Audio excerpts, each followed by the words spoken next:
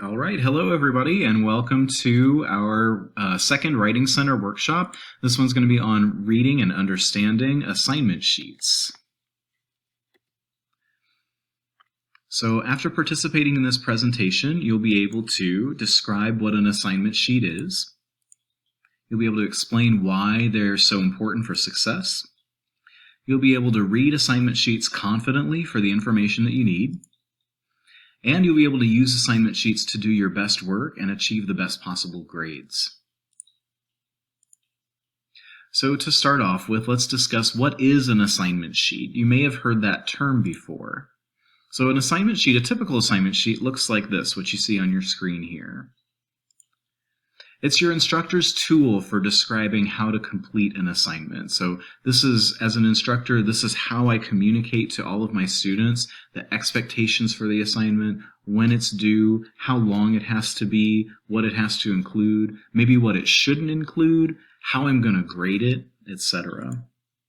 So typically in a regular class where we were in seat and in person, the instructor would hand this out, usually at the beginning of a unit.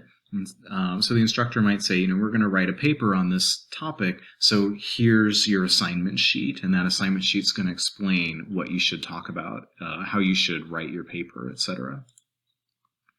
Simpler assignments may not have an assignment sheet, so you may not get an assignment sheet for every single thing that you have to turn in your class. But most larger assignments and high point value assignments, the really important assignments, they're going to have assignment sheets. So it's something as a student that you should be paying attention to and looking out for because you'll find them useful.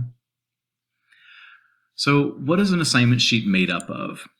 It usually starts with an overview of the assignment. Then it will describe the purpose of the assignment, then describe the task for the assignment, and lastly, it'll describe the criteria that the assignment will be judged by.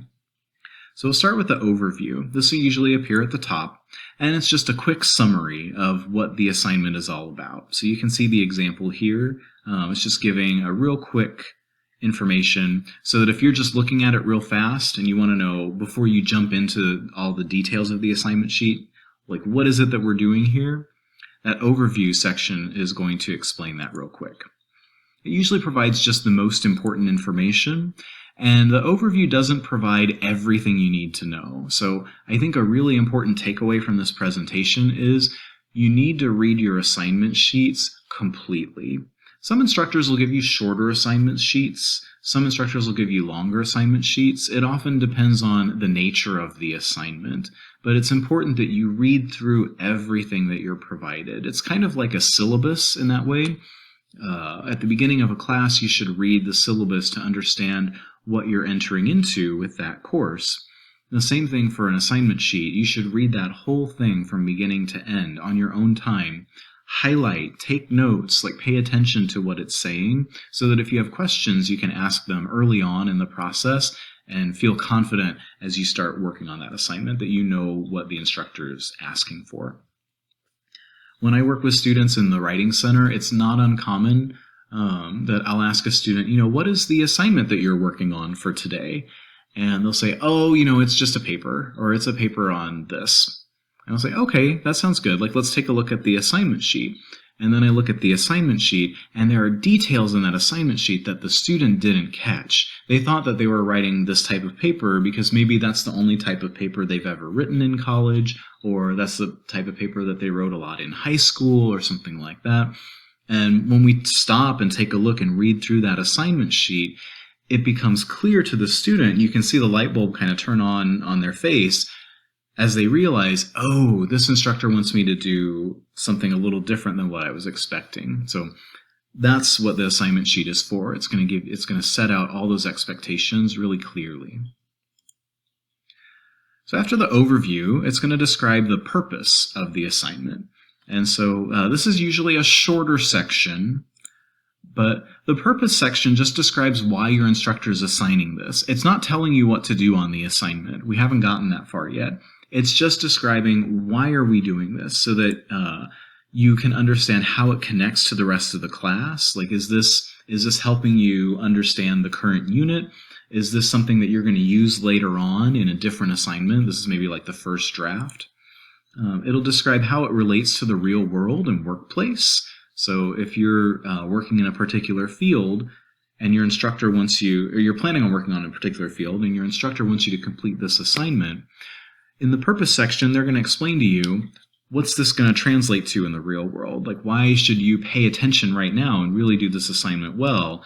Master this skill so that when you go out in the real world, you'll be equipped and ready to go. And so all of this, the purpose of the purpose section is to provide you with motivation so that you're not going in blind and just feeling like, well, my instructor told me I have to do this. I don't know why I'm doing this. So it'll be clear what you're supposed to get out of this.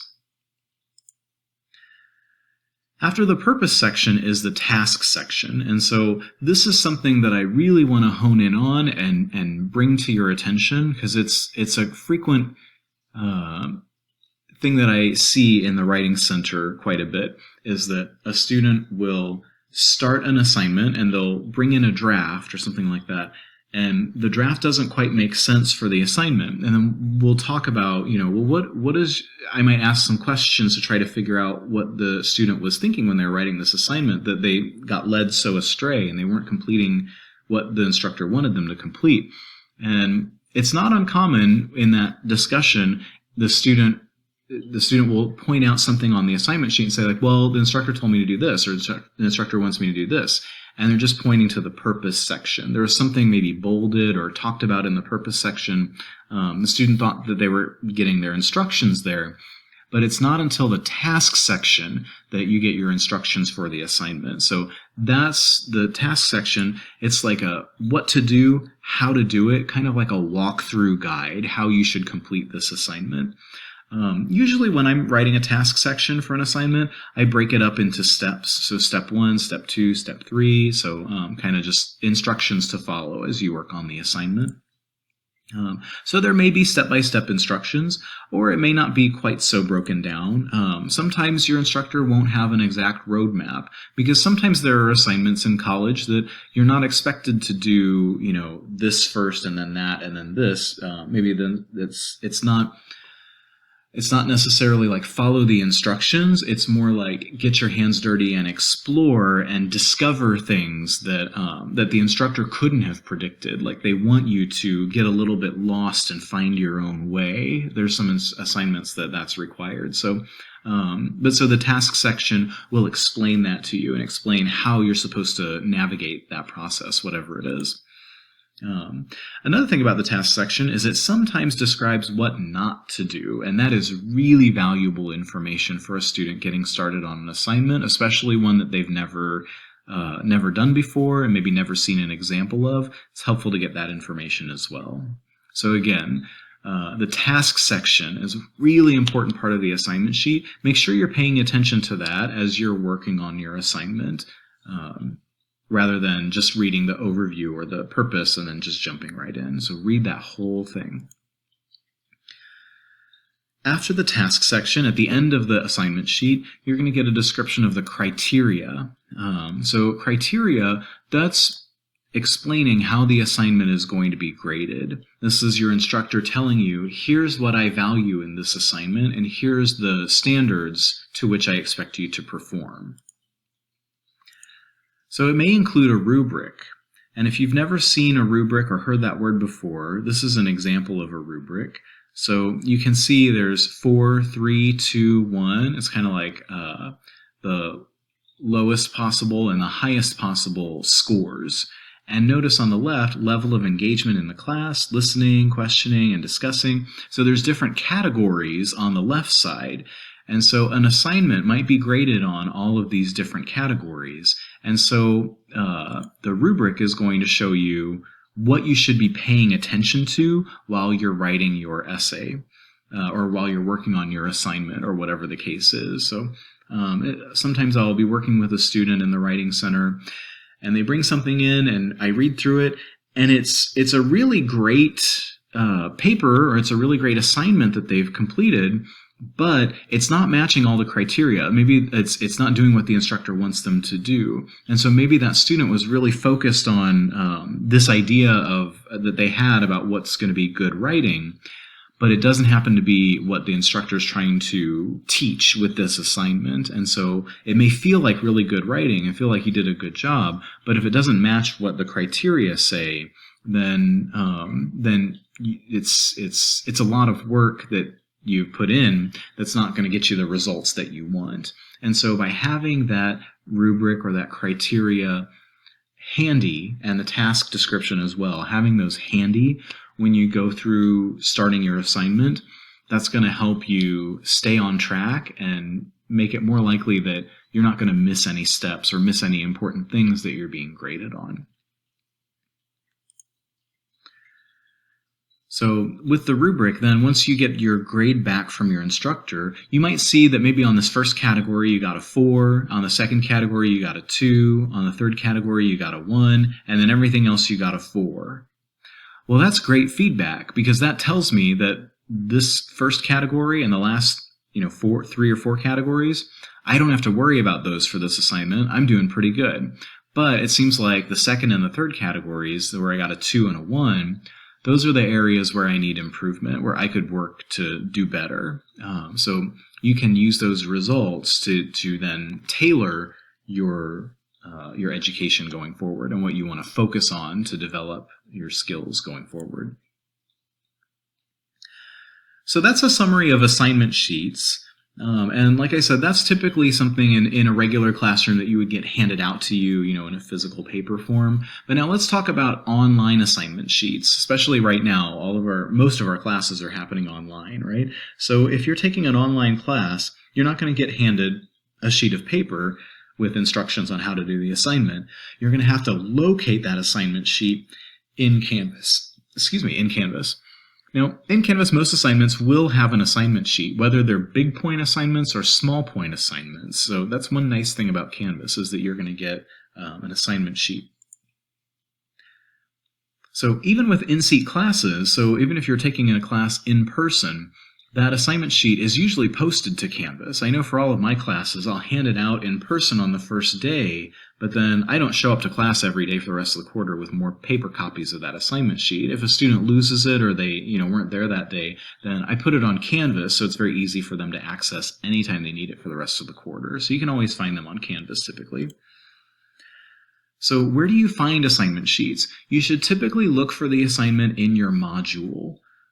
I run into this difficulty sometimes with students trying to find their assignment sheets. It's going to be located in the module, usually when the unit began. So for example, let's say you have to write, for political science class, you have to write a paper on a presidential speech or something like that. Well, maybe that presidential speech paper is due, let's say it's due November 20th. Well, the instructor probably told you about that assignment maybe around like October 14th or something like that, because they wanted to give you a month and a half to, prepare that paper and really do your research and do a good job. So you had a lot of time there. So typically you're going to find that assignment sheet back in the module for around October 14th or whenever that was assigned. So if it's getting close to the deadline, it can be kind of tricky to find. You might have to go back and hunt a little bit through past modules to find the assignment sheet that you need.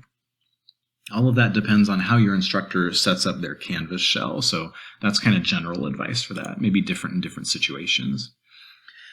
But here's a way that you can find your online assignment sheets. So sometimes students will go to the grades section of their of their Canvas page to look for, because in that grades section, that's where you can find every single assignment that's worth points, right? So when you click on that grades section, it'll bring you to this screen. Now, what's frustrating a little bit for some students is it does not automatically display the assignment sheet or instructions. So let's say I want to understand this email project 1 of 3. So this assignment, it's missing. It was due on Sunday and I didn't complete it. So I really need to get in there and get it done. So if I click on that, I click on that assignment, it's not going to show me the assignment sheet, unfortunately. It's going to take me to this screen, and it's going to show me, it takes me to the submission details screen. So if I had uploaded that assignment, then I would see what I submitted here, or I would click on it to see feedback from my instructor, etc. But it's just taking me to the screen. So I need to, on this screen, click on the assignment name at the top of the screen. So you see up here in your class name, assignments, and then it's got the assignment listed.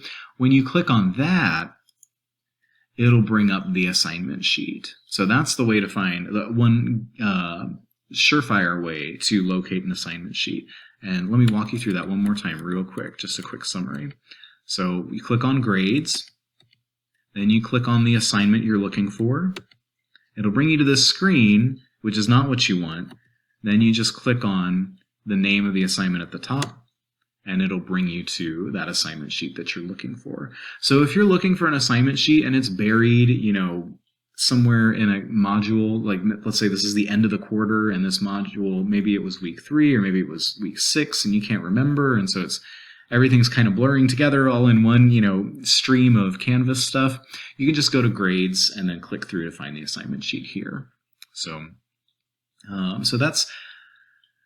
that's an overview of assignment sheets, and I want to encourage everybody, the Writing Center is here to help you with your assignment sheets, reading and understanding them. So it's not uncommon, it's very, very normal for a student when they get assigned a paper from an instructor or when they get assigned any assignment from an instructor to swing by the Writing Center and just drop in and say, hey, can somebody help me with this assignment sheet? Or I just got this assignment and I just want to talk through it with somebody. So then a tutor will then sit down with you and we'll look at the assignment sheet together and we'll just talk it out. And we'll say, okay, what's the instructor asking you to do?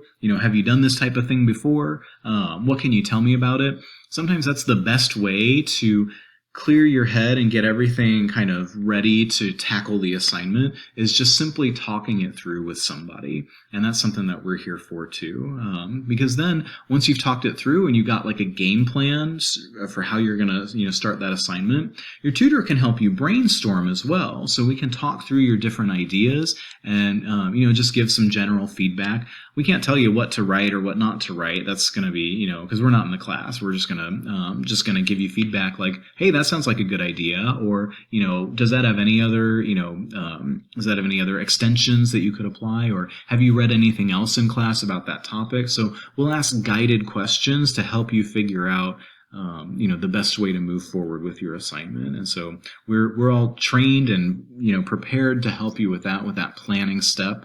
And so I hope that you all will take advantage of that free opportunity at the Writing Center and make use of us so that we can help you achieve success and do the best job you can on all of your assignments this quarter. So thank you very much for your attention. If anybody has any questions, I'm happy to answer them.